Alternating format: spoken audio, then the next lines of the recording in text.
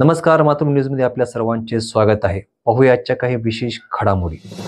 नमस्कार, मी आशिष. आपण पाहत आहात सती शिळा याविषयी माहिती. आज आपण ऐतिहासिक काळातील या ठिकाणी वीरगळ सती शिळा याविषयी या ठिकाणी माहिती पाहणार आहोत. इसवी सन 747 काळामध्ये या ठिकाणी वीरगळ या ठिकाणी मोठ्या प्रमाणात महाराष्ट्रामध्ये निर्माण झाली आहेत. त्याचबरोबर या ठिकाणी सती शिळा या ठिकाणी आपल्याला पाहायला मिळते. तर मुगट येथे अशाच प्रकारची एक सती शिळा या ठिकाणी दिसून आलेली आहे. ही या ठिकाणी दुरावस्थेमध्ये या ठिकाणी आपल्याला पाहायला मिळाले. पूर्वीच्या काळामध्ये या ठिकाणी जे गावातले वीर होते ते या ठिकाणी युद्धामध्ये वीरगती त्यांना प्राप्त होती. त्यांच्या स्मरणामध्ये प्रत्येक गावामध्ये या ठिकाणी वीरगळ या निर्माण करण्यात आल्या आहेत. त्याचबरोबर या ठिकाणी त्या वीरांच्या पत्नी ह्या त्या काळामध्ये त्यांच्या बरोबर सती जात होत्या. त्यांच्या स्मरणामध्ये सुद्धा या ठिकाणी सती शिळा या महाराष्ट्रामध्ये त्या काळामध्ये निर्माण केलेल्या आहेत. तर अशाच एका सती शिळा याविषयी आपण या ठिकाणी माहिती पाहणार आहोत. तर चला पाहू मुगट येथील सती शिळ. ही आपण पाहत आहात मुगट येथील सती शिळा या ठिकाणी आहे.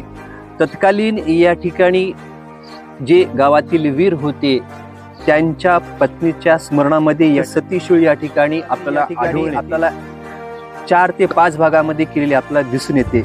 तर यामध्ये सती शिळा तसेच वीरगळ ह्या आपल्या तत्कालीन ज्या गावातील जे राजे असेल त्यांचा थोडक्यात इतिहास या ठिकाणी आपल्याला वर्णन केला दिसून येतो. मुगट येथील अशीच एक आपला सती शिळा या ठिकाणी सापडली असून जवळपास 3.5 ते 4 फूट याची या ठिकाणी आपल्याला उंची दिसून येते.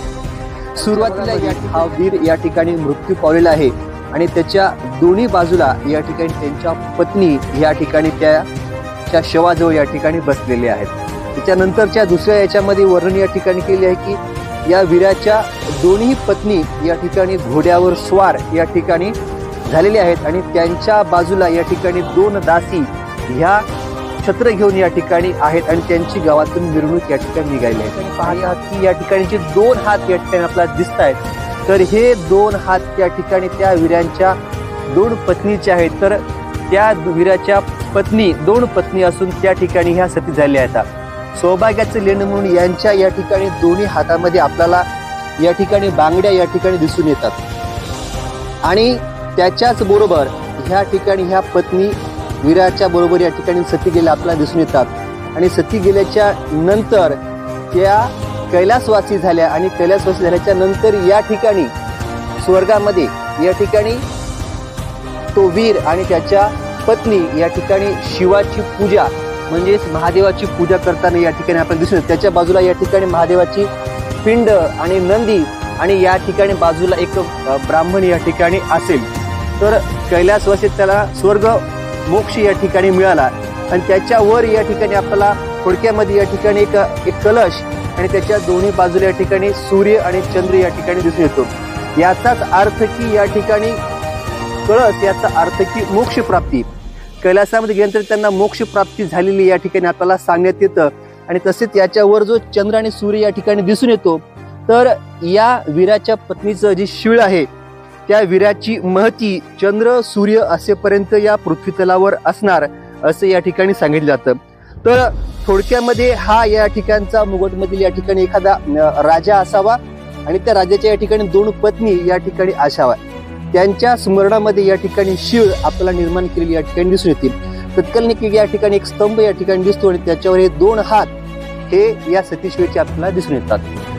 तर ठिकाणी इसवी सन 700 ते 1400च्या काळामध्ये अशा प्रकारच्या सती शिळा महाराष्ट्रामध्ये निर्माण झालेल्या आहेत. तर तत्कालीन यादव राजाच्या काळामध्ये या सतीशिळा आपल्याला या ठिकाणी पाहायला मिळतात.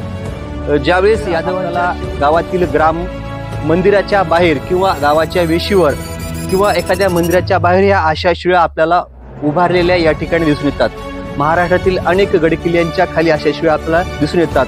तर तत्कालीन या ठिकाणी एखादं पौराणिक मंदिर या ठिकाणी असावं व या सतीशिळे बरोबरच या ठिकाणी वीरगळ ही सुद्धा या ठिकाणी असेलच. तत्कालीन मंदिर या ठिकाणी पाडलं असावे. तर अशाच प्रकारचे दगड या ठिकाणी आपल्याला अनेक या ठिकाणी पाहायला मिळतात. तर या ठिकाणी ह्या सतीशिळेचं जतन व संवर्धन हे करणे आपल्या प्रत्येक नागरिकाचे कर्तव्य आहे, कारण आपल्याला यातूनच आपल्या गावचा इतिहास, आपल्या गावातील वीरांविषयीची माहिती या ठिकाणी आपल्याला दिसून येते.